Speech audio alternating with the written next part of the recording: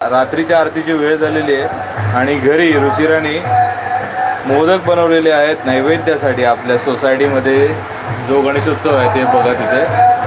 तर आता आपल्याला हे घेऊन जायचे बाप्पाला दाखवण्यासाठी. चला, रुचिराची लगबग झालेली आहे. गणपती बाप्पा मोरया. मोरया.